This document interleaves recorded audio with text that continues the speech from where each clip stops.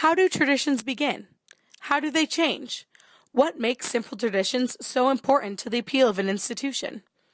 The torchlight ceremony, a fixture of graduation here at Colgate, is one ritual that can help us understand the importance of lasting traditions in our ever-changing world. The year was 1929, and the country was in transition. Colgate's student life, culture, traditions, and campus unity were at an all-time high during the carefree 20s and the Depression 30s.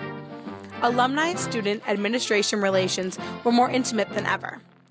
Taking advantage of this, Frank M. Williams, president of the Alumni Corporation, and Kenneth Johnson, a member of the Senior Commencement Committee, gave life to the legendary, enduring Colgate University Commencement Weekend Torchlight Ceremony. Ironically, then-President Cutton had always opposed smoking because of its fire hazard, yet the fiery tradition began anyway during his presidency. On May 20th, Cutton and the board approved the ceremony. An article in the Maroon News read, "In conjunction with this service, a short memorial service will be conducted for the deceased members of the class. The lighting of the torches, a very significant part of the program, is meant to be symbolical of the unity of the class." This unity was represented after the class president's speech. He then took his torch and passed before each student and lighted his torch. This became a symbol, for years to come, of, quote, "the united spirit of the class as it passes from the university into the vast brotherhood of Colgate men." At the time of its creation, the ceremony was greatly anticipated and viewed as, quote, "the most elaborate program that has ever been planned by the university." The Alumni Corporation aimed for this ceremony to be the memory that the students take with them from commencement. And it did stay with them, as a reminder that unity, fraternity, and love of Colgate would forever be manifested in the moment they walked down their hill with their torch held high. But all things change.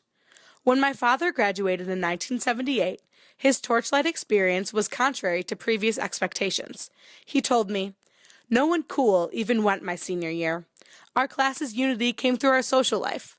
My frat held a huge party, while only a few students actually attended the ceremony. Sure, the thought of lighting giant torches on fire was tempting, but we wanted to spend our last night with the people we were united with for 4 years in our element, a giant party." He explained that the 70s were about fun and rebellion, not complying with school traditions.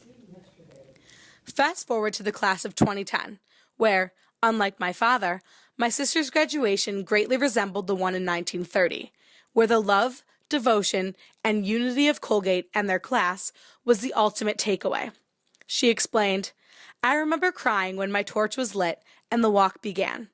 My friends surrounded me as I walked down that giant hill one last time, singing the alma mater and thinking about everything Colgate gave us and how our class grew so much. And of course, the after party was great." When I graduate in 2 years, I expect my ceremony to be similar to that of my sister's. Only having now been a part of Colgate for a year and a few months, I already feel this great sense of family, unity, and an undying bond with my classmates.